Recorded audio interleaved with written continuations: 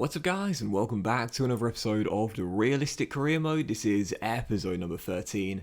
And we start today's episode off with confirmation one of our youngsters has been sold. Niall Ennis is on his way to Belgium, and after that money gets added to our transfer budget. Around £24 million left to play with between now and the end of the transfer window in about 3 weeks time. And we rejected this bid for a Willy Bolly here from Real Sociedad of £18 million. I know he's 30 years old, but he was part of the back line last year and had the best defensive record in the country, so I've got no plans to sell any of our centre-halves this year, even though we've had bids for all of them. Ferro, Dendoncker, Cody and Bolly, they've all had major interest. No surprise really, considering how good we were defensively last season, and I'm going to pretend that's due to, EA, understanding that, clubs realise we got one of the best defences in the country, and therefore for realism we're subject to getting bids for those sort of players. That's what I'm going to pretend in my mind anyway, just to make it realistic. But still, with the first game of today's episode, we take on Leeds away at Ellen Road. Of course, they were promoted to the Premier League 2 seasons ago, and of course survived last year in their debut year in the Premier League, facing them away from home in Yorkshire. Of course, last year this was the fixture of the first game of the series, and we drew 1-1. And heading into this game, despite the victory over Southampton on the opening day, Leeds started the game off brighter. Patricio making a great save, and Semedo off the line. We then responded right after the restart. Traore hitting the post. It was still 0-0 with 18 minutes to go, still deadlocked and still goalless in the game. I was thinking, not again, not another game where I just can't find that breakthrough and get ourselves in front. Well, we would find a breakthrough, we would break the deadlock, we would draw first blood, and the guy that does it for us, Renato Sanchez. And it's one of those sort of football myths that you know is true. When Renato Sanchez scores a goal, Raul Jimenez gets the assist, and that's exactly what happened for Sanchez's first goal of this season. The Mexican slides him through, and our two players of the year last year link up for opening goal. Finally, we get ourselves in front in what was a really action-packed game. And heading into the closing stages, I've got to be honest here, this was absolutely glorious. 8 minutes to go with double our lead. Jimenez's third goal in 2 games to start the campaign off, but that was wonderful. I brought Andre Silva off the bench for his first minutes in a Wolves shirt since coming in the last episode, and he gets an assist in his first appearance off the bench. But that was brilliant there. Little ball inside to the Portuguese forward, and you would have seen the run of Raul Jimenez as well. I talked about this very briefly during last season. One thing I've noticed through the gameplay in this year's FIFA is that off-the-ball movement has increased and improved. Well, I guess increased as well. It's improved massively. I've talked about it before. One of my biggest gripes with playing FIFA over the years, and I've been playing for a very, very long time now, since, well, I think my first FIFA was like FIFA 99. I remember playing FIFA 98 Road to the World Cup with a mate, but it wasn't mine. But yeah, FIFA 99 would be my first FIFA game, I do believe, if I remember correctly. And my biggest gripe throughout all these years of playing FIFA, played every single one since then, is the off-the-ball movement at times. It's just so static, it's just really, really predictable, and there's very little intelligence behind the movement of players off the ball. But this year I've noticed a major improvement from players' movement, and it really feels, you really feel it, you genuinely do. You see the players making much more intelligent runs, much more aggressive runs as well. They really want to get themselves involved a lot more too, and it's great as well, because FIFA obviously over the past few years has undergone a major transition from being more of an arcade game to when they switched over from FIFA 15 to FIFA 16 to a more simulation-based game.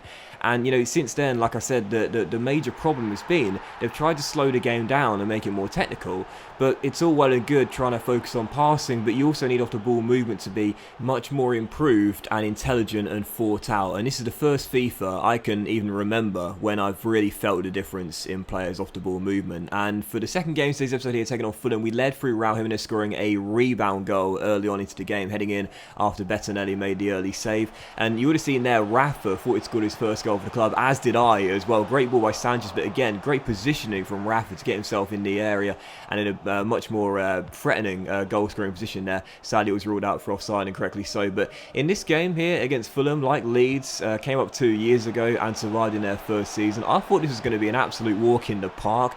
It certainly felt that way. We had tons and tons of chances, but it was just one of those games, and you're always going to get them in career mode, man. You can't play a full season without 2 or 3 of these sort of games where you dominate from start to finish. You're a much better team. You create a hatful of chances, but you only score once, and then right towards the end, it always seems to be the case with practically the only shot on target from the AI, or one of 2 in this case, they'll find themselves an equalising goal. Exactly what happened later on in the game. Push bodies forward, looking for the dagger, looking for the kill, and Fulham found their level up right towards the end to end our 100% start to the season. So 2 wins and a draw to start the campaign off, and following out we had a bid here for Ferro, which once again was rejected as we have got no plans to sell any of our centre-backs heading into this season. And then we had a draw for the Europa League group stage this season, where as you can see we've been drawn in...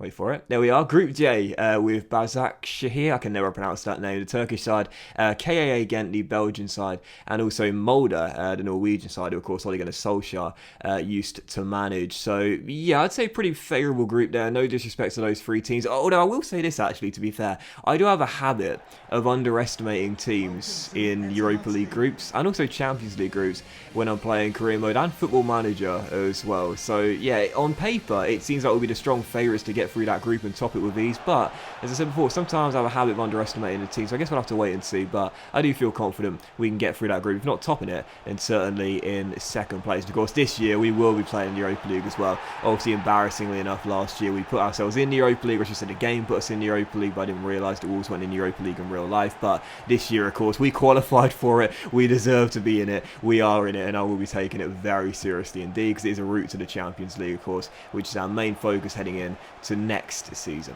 But still the 3rd and final game of today's episode, final game of August before the transfer window slams shut, taking on the champions Manchester City away at the Etihad Stadium. Obviously last year reclaiming their title after 2 years ago Liverpool managed to snatch it away from Guardiola's side. I knew this would be a very difficult game, about 100% start to the season, and already 25 minutes in we were 2 goals down, and this strike by Dennis Zakaria, funnily enough playing on the wing in this game, put Man City 2 goals up, and we had just not got off the team bus here in Manchester. So awful start. We would respond though 33 minutes in, and once again playing some really neat and tidy football, and again the movement was really good as well. João Moutinho into Raul Jimenez, and the Mexican, as he boots the ball away there, I thought that was hilarious, scores yet another goal. That is his 5th goal of the campaign already, and I still can't believe we've not had a single bid in for him this season. Last year, as we know, only missed out on the golden boot to Mo Salah by a single goal, and not a single major club has put a bid in for him in this window. I really can't believe it. I know he's 30 years old, but seriously, he's one of the most clinical strikers in Europe at this point in the game. So half in the deficit, making it 2-1, ended the first half off really strong as well. Good stop by Edison as we were still trailing by a goal, but in the second half, 8 minutes after the restart, half in the deficit to 1, looking really aggressive and attack minded, and again playing some really good football. 10 minutes after the break, that man once again is just absolutely on fire, and from 2 goals down we battled back to make it 2-2, and it really felt like deja vu as well. Do you remember the end of last season with like 3 or 4 games to go? We'd missed out on any chance whatsoever of qualifying for the Champions League. We went to Old Trafford, we were 2 goals down, and we won the game 3-2 to pull off an incredible comeback. I don't know what it is about playing in Manchester, but we seem to love it, man. We get off to a pretty poor start, but we fight back like nobody's business. 2 goals down, then 2-2. Raul Jimenez again with goal number 6 in 4 games. The Mexican right now is looking absolutely unstoppable, and what a comeback once again from 2-0 down to make it 2-2, and then with 12 minutes to go, I mean, you're waiting for this moment all throughout the course of the episode after reading the title. The most frustrating own goal I've had in FIFA in I don't even know how many years of playing, man, seriously. Sergio Aguero dances around Connor Cody, and I just don't know how to describe this own goal. I don't think the words would do it justice. You just need to watch it in all its glory. Then Donker makes a challenge on the Argentine, and Patricio dummies the ball, and he just goes straight past him into the back of his net despite the despairing lunge and slide. He can't make any contact with his studs, and Pep Guardiola embarrassed to celebrate, I think, as Man City restored their lead courtesy of an own goal from the Belgian. But really, it's Patricio's fault, and you know, often I'll always hold my hands up and accept when I've made an error. I don't know what on earth happened there. I really don't. Seriously, I was hammering down circle like a madman. Patricio, for some reason, just decided to dummy the ball, and unfortunately it ends up in the back of the net, and Man City go back in front and make it 3-2. And to be honest, after that happened, I sort of just gave up, man. I was absolutely livid at the own goal. I couldn't believe it. Just one of those moments where you don't get the luck. And you know the old saying on this channel, luck will balance itself out, and I know it will. We'll get a very fortunate moment throughout the course of the season at some point to balance out, I'm sure of that, but it was so annoying. KDB made it 4-2 in stoppage time, but at that point I've basically given up anyway. 4-2 the final score, and a really sickening blow for our first defeat of the season.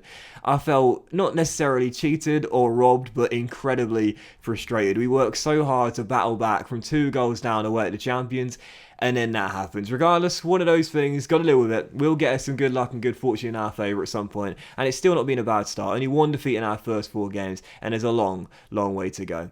But that was this episode of the Realistic Career Mode, guys. A big thank you for watching. I hope you have enjoyed it. If you have, then please do drop a like. Much love to you all. Have a fantastic day, and I'll see you for the next episode featuring a transfer deadline day signing and our first Europa League game of the campaign as well. Very soon.